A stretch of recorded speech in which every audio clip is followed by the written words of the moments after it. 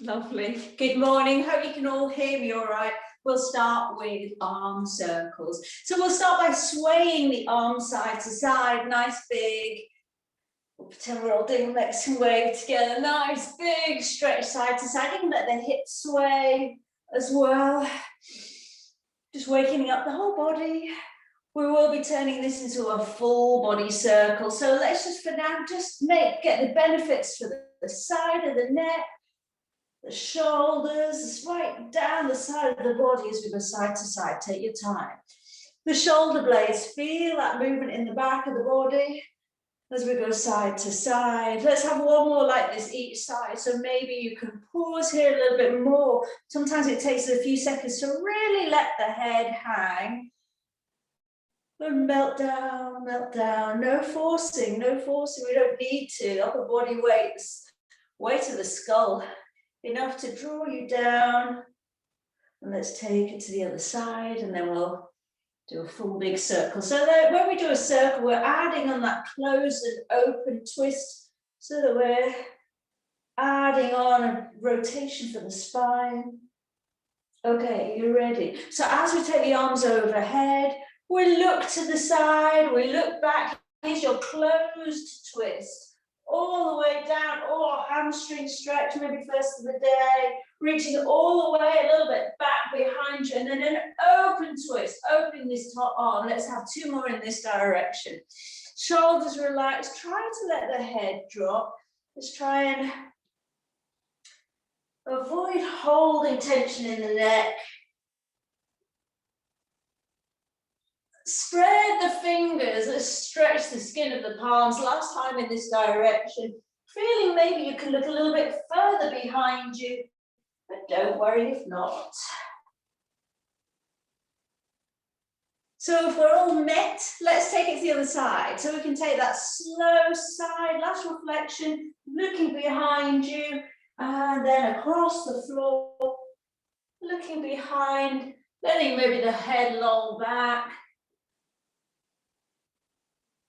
Whole body working, even without having to think about it. The muscles on the soles of the feet engaged, gripping the floor to keep us balanced.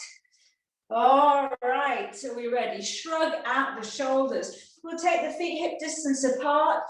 Soften the knees, reach overhead like you're going to lob a ball over your head, looking up. And then folding. Bend the knees as you do so. Head between the knees, reach the arms up behind you, and maybe straighten the legs. Bend to come up. Rebuild the spine, stretch, find that lobbing position, and then folding. So arms now working the triceps. We reach the arms up behind. Third, last time.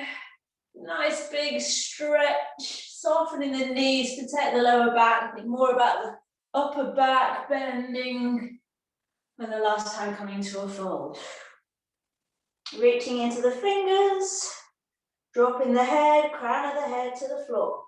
Soften the knees to come up to standing and shrug out the shoulders. We're taking a wide leg fold. Feet slightly turned out, legs nice and wide. Fingers wrapping around the crease at the top of the leg, shoulders down, nice long spine. Hinging from the hips, try to feel length from the base of the spine to the crown of the head. So we're not going all the way to the floor yet, just feeling the pressure of the hands on the tops of the thighs, and that gives us a little bit of feedback to lengthen, press away into the thighs to lengthen the spine, and then all the way down to the floor. You can bend your knees if you wish. Take a moment in your forward fold. Feel free to adjust the position of the feet. And let's rock into the toes and back into the heels a couple of times. We're going to add on a chest opener here. So whether the knees are slightly bent, whether we're on a flat hand, a fist, fingertips, or maybe bring the floor up to you with a few blocks stacked. We're placing the right hand under the nose and we're opening the left arm. Let your gaze follow the hand, reaching up, stretch, and then breathe out, float the arm down. We've got 4 more on this side. Breathing in to open, chest open. We should be getting a little bit of an inner thigh stretch on the opposite leg if your legs are straight.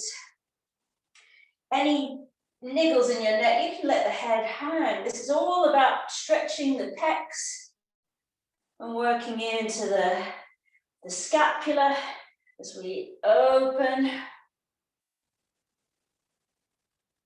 So to switch sides, if you need to bend the knees or even step the feet together briefly, that's fine. Find the position, your left hand under your nose. We're twisting, so following that rotation of the spine, reaching up.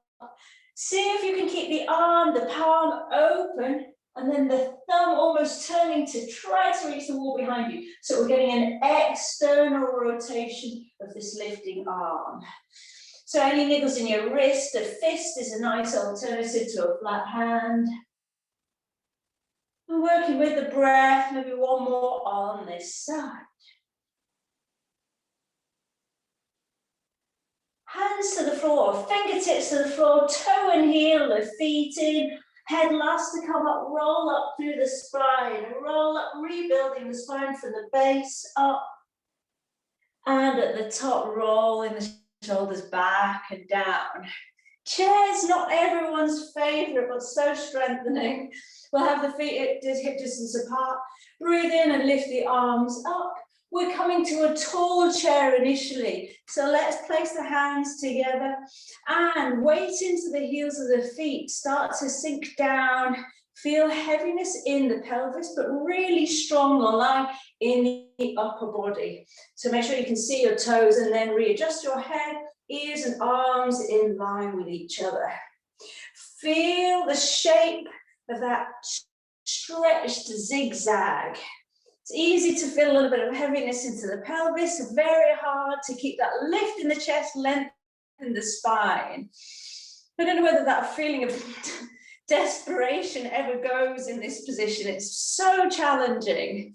Just one more breath here, reaching into the fingers. We can get a bit of strength by pressing the palms together if your hands meet. Otherwise, a wide V is perfectly fine. Weight so much into the heels that you could almost lift the toes. And one benefit of lifting the toes, that kind of activates, it's the same chain of muscles. We can pull up the pelvic floor. So see if just for this last breath, we can pull up the pelvic floor, just giving us that extra length in the spine. Now press away from the floor, all the way up to standing. Squeeze the glutes, stretch to be the tallest you can be. We're coming to that mid-chair position. So your zigzags coming is shrinking a little bit. So we check that we can still see the toes throughout. We're coming a little bit lower, maybe more like a 45-degree angle. Now we tilt the pelvis slightly so we have length through the tailbone. Arms working hard, just they're above the level of the heart. So we've got the heart working a little bit harder. Can we try to avoid the armpits rolling in towards each other? Feel a little bit of openness across the chest. This time let's spread the fingers. Lengthen through the spine. Again, nice heavy through the pelvis. And lightness and openness across the chest. Thighs are parallel. Weight into the heels. If I lower and look down, I can still see my toes. This is very glutes, quads heavy. And press into the feet standing up. We've got our last one here. Power chair. So take a moment to be the longest, strongest you can be. Shake out the head. And are we ready? The hands are as if going to paint the wall in front. So we're going to flex the wrists. So when you're ready, breath in. You're nearly through this. We're only doing one round of this. Sitting back in that low chair, coming down, coming down. We're working towards the thighs being parallel to the floor. It doesn't matter where we get to, it's the intention. Start to paint that wall in front, fingertips up to the ceiling. We start to look maybe 2-3 feet from the floor in front of your toes. I mean, you can hear the desperation in my voice. This is so hard. Long spine, long neck. Let's change the angle of the wrists and our fingers down to the floor. I mean, it's good to work the whole body, but of course I'm just distracting you from holding a torturous chair for a long time. Let's just take 2 more breaths here together. Try and knit the front ribs together, tummy bottom back to the spine. And now, with control, knowing it's the last one, engage every muscle in the body like you're moving through some resistance, not hard to imagine. all the way up. Last full body stretch, last reaching overhead. And then melt the arms down. Turn the head to one side and release out the side of the neck, jaw soft. And over to the other side. Clasp the hands behind the back, rolling the shoulders back and down. Squeeze the shoulder blades together, semicircles across the chest. Lifting the clasped hands away from your bottom. Squeezing the shoulder blades together and really opening across the chest. Well done.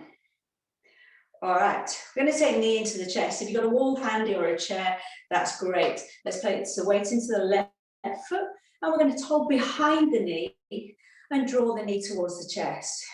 So this is challenging on many levels because we have the balance. Obviously, we've completely destabilized the body, but now we can knit the front ribs together, tummy bottom back to the spine, feel that length, top of the head up to the ceiling, and see if we can lightly draw the knee a little bit closer into the chest, aiming for a straight standing leg. When we do this on our back, it's probably one of the most effective stretches for the psoas major. So we can just find a shape. This is challenging, maybe a sign that we're a little bit tight in the psoas. And slowly, if you can, release down over to the other side. Draw the knee into the chest. Hold behind the knee so there's absolutely no unnecessary pressure on the patella tendon. This is all about drawing the thigh towards the chest, challenging your balance, the stabilizing muscles of the core, pressing down to the floor through the feet, rooting down, and then lengthening up through the spine, the crown of the head. Using your arms, your biceps, draw the thigh in, feel that distance between the knees. We're just warming up, ready for a pyramid fold. And then we'll have a quick recap of that low lunge for hip flexors with the psoas major. Separate the feet pretty much pointing forwards, hips square to the front, roll the shoulders back and down. Let's start ideally with the left foot back, left arm down, right arm lifting. Now reach this top thumb to the back wall, the bottom little finger to the back wall. Lengthen through the tailbone, so that pelvic tilt, stretching the arms in different directions. And then as we hinge from the hips, the arms are going to cross over. Reaching your left arm forward to right arm back. Lengthen now. Anchor through the feet, tummy bottom back to the spine. Press away from the floor to facilitate coming up and returning to our starting position. Give me 4 more of those. Lengthen, square up the hips to the front. We get a little bit of a hip flexor, at least a neutral position for the hip flexors here. By squeezing the glutes and tilting the pelvis. Shoulders down away from the ears. Slice through the air. Lengthen. And pressing away from the floor, drawing the core in to come up to standing. Reset here, tailbone tucked. You're working the whole body, the muscles in the back of the body, the arms, legs, feet, all those stabilizing muscles of the core. I've lost count, so we're doing 1 more. And then we're going to make moves to take a half moon.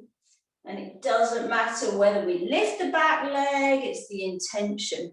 So now let's keep the left hand on the left hip, bend your front knee, come onto the back toes and see if you can tap the floor with the top fingers. Tap down and return, front knee bent. If you're used to Ardha Chandrasana, you can go ahead, place the fingertips, lift the back leg, externally rotate the hip of the back leg, open the chest and extend the arm. Otherwise, going straight back into that lunge, lift, 1 more on this side, hinge, tap, optional lift to the full hip opener. And then let's all join back, we're all in pyramid. We're going to lift the back heel, so we turn the kneecap to point down, so legs in this nice train track position, bend the front knee. Now tilt the pelvis, And can you feel that we've gone straight to the bulk of these hip flexor muscles? If we just stretch up here without doing it mindfully, we're getting a great stretch for these hip flexors, but not going to target the whole of the psoas major.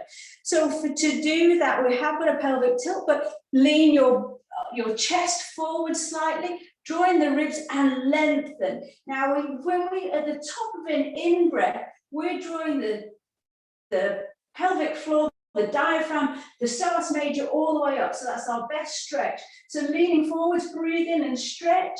Now keep that length as you add on that pelvic tilt. So now we're stretching the hip flexors, all 20 odd bundles of fibers here, but also lengthening into the psoas major. And you'll find if we concentrate on pulling these hip points together, those lower core muscles engaged, we're allowing a bit of lengthening to happen. So if we think about the fingertips as puppet strings, pulling the ribs up out of the pelvis, we're helping to lengthen out the psoas. One more breath here, and then we take those pyramid movements on the other side. Well done. Melt the arms down. Shake out the legs if you need to, and then let's change. Pyramid stance first of all. The back toes can be slightly turned out, hips square to the front, the leg that's at the back, corresponding arm down.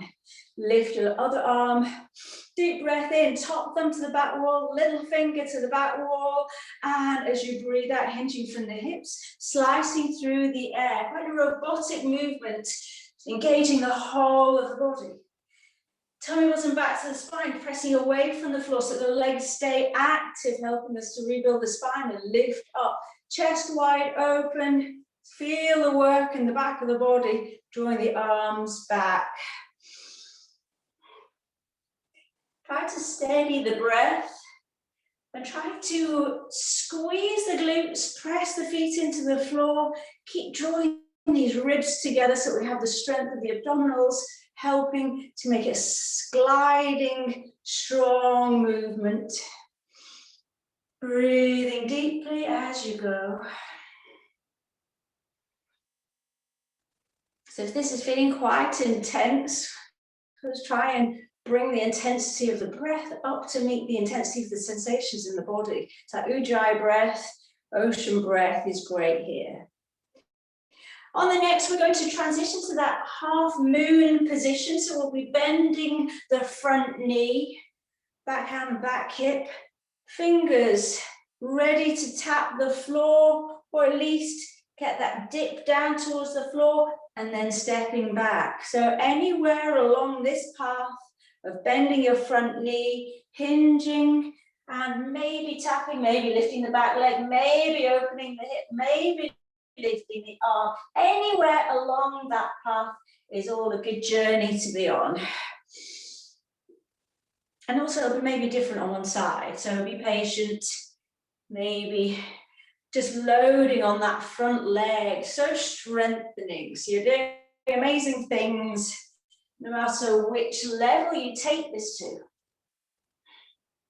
So try one more on this side, and then we'll take it to that high lunge position. So we'll need to change the position of the back leg.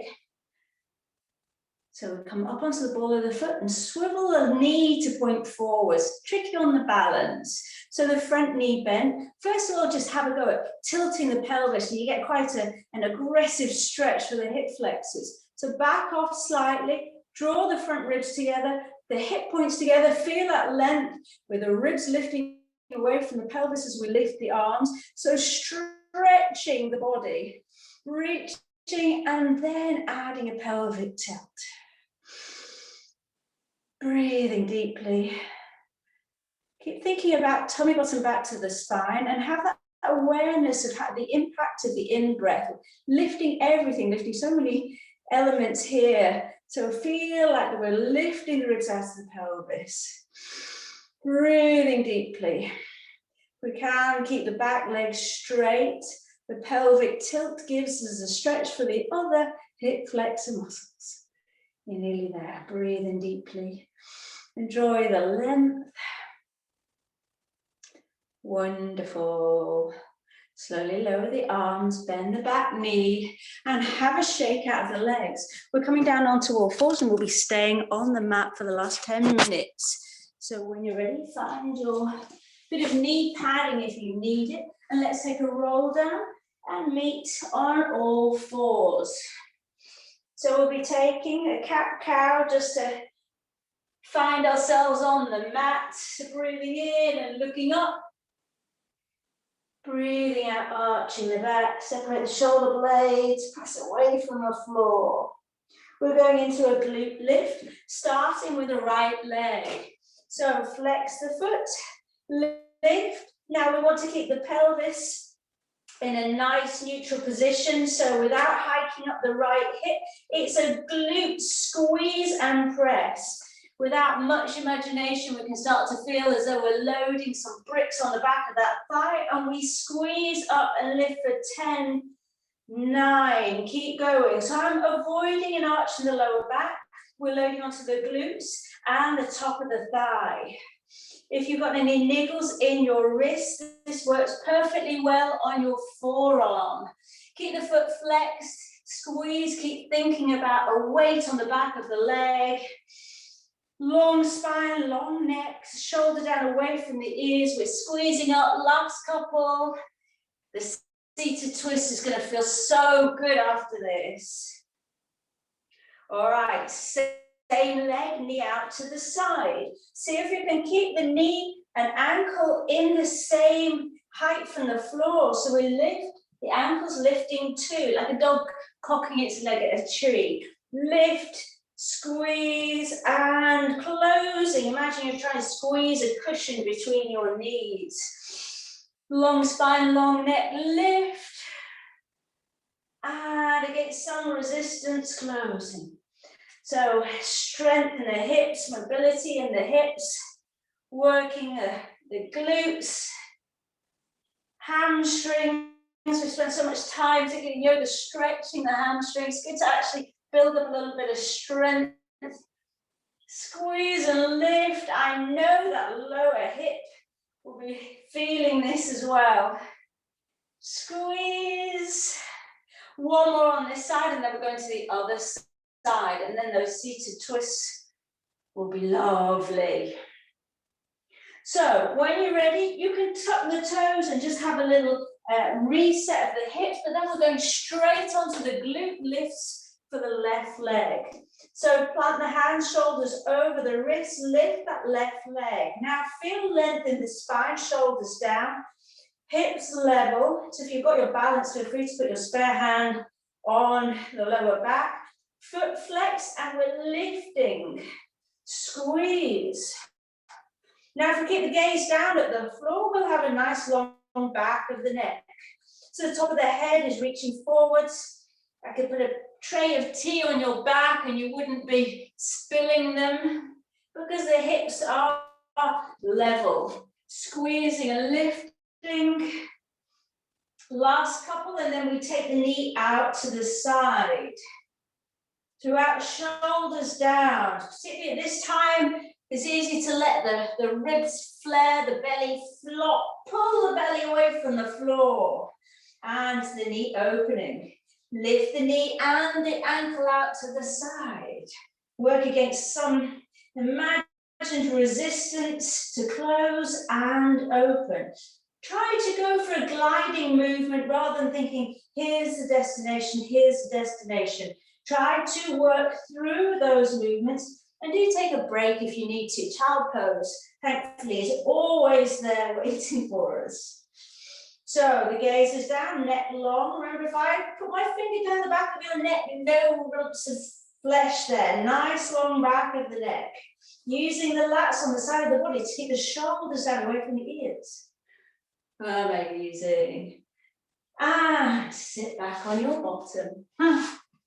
Feels nice, doesn't it? So for our seated twist, we can either have the lower leg bent and place your foot on the outside of the knee, plant the sit bones, or straighten out this lower leg. So take whichever version of the seated twist is good for you. What we want to find is a hug between the chest and this lifted thigh. So you can really hug in and draw the chest and the thigh together, trying to work both sit bones onto the floor. It's all about relieving out the hip. We can add on a twist if you're dying to. The twist. So it's the Ardha Matsyendrasana. As long as we're getting this nice release in the hip, it's all good, whichever position you feel you want to take. Okay, close your eyes. Now feel as much as you can both sit bones into the floor, and as you feel the pressure downwards, feel the lift, the ribs lifting. Let's keep the chin in towards the neck so that we're actually at the longest point we can be from the sit bones up to the crown of the head. Hugging in and breathing deeply in and out of the nose, and make sure the tongue is heavy, the jaw's soft. Think a smile.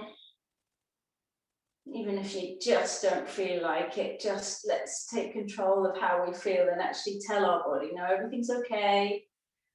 We can soften, we can relax, everything's fine. Slowly come out. We'll take both legs out in front of us for a little shake before we set up on the other side. So your lower leg bent or straight, foot on the outside of the knee. Settle down so you feel both sit bones are nicely anchored down. And then start to hug. A little rock is quite nice here. Chest and thigh together with an emphasis on the knee pointing up to the ceiling rather than as pressing into the thigh. We want to stretch the soft tissue across this bum cheek. Long spine, long neck. Option to add that little twist if you wish. But focusing on breathing into this hip and softening the other thighs. Often we're clenched there, and actually we can just let gravity hold the legs. You use the grip around this lifted knee to give us that length up the spine. And for the last couple of breaths on this side, see if you can close your eyes and see where your center of balance is. So can we feel where the vertical line is? I think where the pelvic floor is, maybe squeeze the pelvic floor, feel that lift, add into a lift up the spine, a lift through the rib cage, the chin back so the head's nicely stacked over the ribs. One more breath, letting go of any clenching in the body. The arms doing all the work, holding the knee in place. And just to finish, we're going to do a little core squeeze. So when you're ready, release the legs out, always give them a nice symmetrical position to shake out. Now, last one. I know we've only got 2 minutes, so let's make it count. Hold the head in the right hand, hold the left thigh behind the knee, and lift your right leg up to the ceiling. So the hand that's holding the head, corresponding leg up to the ceiling. Now, press the thigh into the hand and engage your core. Feel that engagement in the core and slowly lower your straight leg for as far as you can go, keeping that core engaged, keeping your lower abs engaged. Only if you feel secure, you can extend the other legs over in a low boat. Hold it for 10, 9, either knee in or not. 8, 7, 6, 5, 4, 3, 2, 1. Other side. Other knee starts in. This just helps us to engage. Tummy bottom back to the spine. Close the front ribs. Shoulders down. Press the thigh into the hand to deepen that engagement in the core. And this other leg, we can lower it to a point where it's a bit of a challenge. We're loading on the core. And option only to extend the other leg. And hold for 10, 9, 8, 7, 6, 5, 4, 3, 2, 1. Both knees into the chest, have a little rock on the spine. We're going to end with Apanasana. Hold the right knee behind the knee and extend the other leg. Chin tucked into the chest and draw in using your arm strength. Now notice, if it's hard to pull the knee in, if pulling the knee in is causing your spine to arch, if pulling the knee in is causing your other knee to lift, you've got tight psoas major. So just taking this position every now and then will help. because we can fully relax. We don't have time to do that now. We're just going to switch to the other leg. So see this as an experiment. See how your psoas is on this side. We've got two. So on the other side, it may be a little bit different. As you draw the thigh in, are we having to bend the other knee? Are we arching? Are we arching to draw it in? Maybe you need to give yourself a little bit of time. And a nice time is when you go to bed, draw one knee in, relax into it. Minimum 3 rounds of breath, minimum. Consider giving yourself up to 2 minutes on each leg. So to finish, both knees into the chest, have a little rock on the spine, circle the base of the spine, and we're done. And stop.